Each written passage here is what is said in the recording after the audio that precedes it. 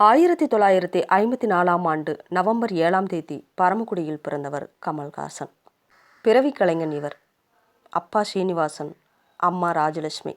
அம்மாவின் ஞாபகமாகவும் அம்மாவின் பாசத்தின் பேரிலும் ராஜ்கமல் இன்டர்நேஷனல் என்ற கம்பெனியின் பெயருக்கு தன் அம்மாவின் பெயரை வைத்து பெருமைப்படுத்தியவர்.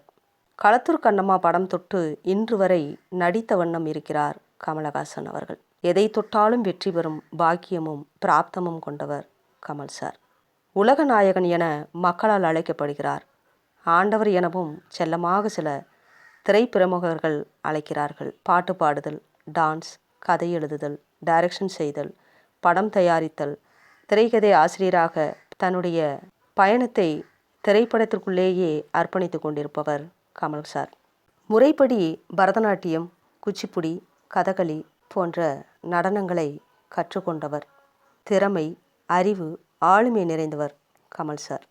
அபூர்வ சகோதரர்கள் படத்தில் வரும் அப்பு கேரக்டர் யாருமே செய்யாத முயற்சி. அவ்வை சண்முகி, இந்தியன், தசாவதாரம், இப்படி நடிப்புக்கு தன்னையே அர்ப்பணிப்பவர் கமல் சார். களத்தூர் கண்ணம்மாவில் அந்த பாட்டு பாடியிருப்பார். அம்மாவும் நீயே அப்பாவும் நீயே, அன்புடனே ஆதரிக்கும் தெய்வமும் நீயே.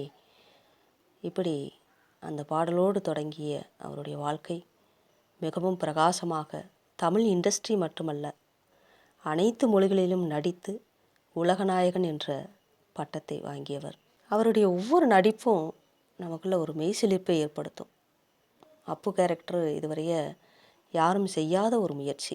காலெல்லாம் மடக்கி அது த்ரோட் அந்த படம் ஃபுல்லாக வரக்கூடிய அந்த காட்சிகள் எப்படி படமாக்கப்பட்டது, எப்படி அந்த வலிகளை தாங்கி இவர் நடித்தார்.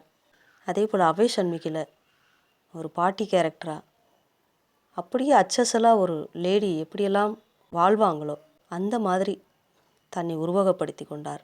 ஒவ்வொரு வெரைட்டி கேரக்டர் இவர் தான் அப்படின்னு யாருனாலையும் நம்ப முடியாது.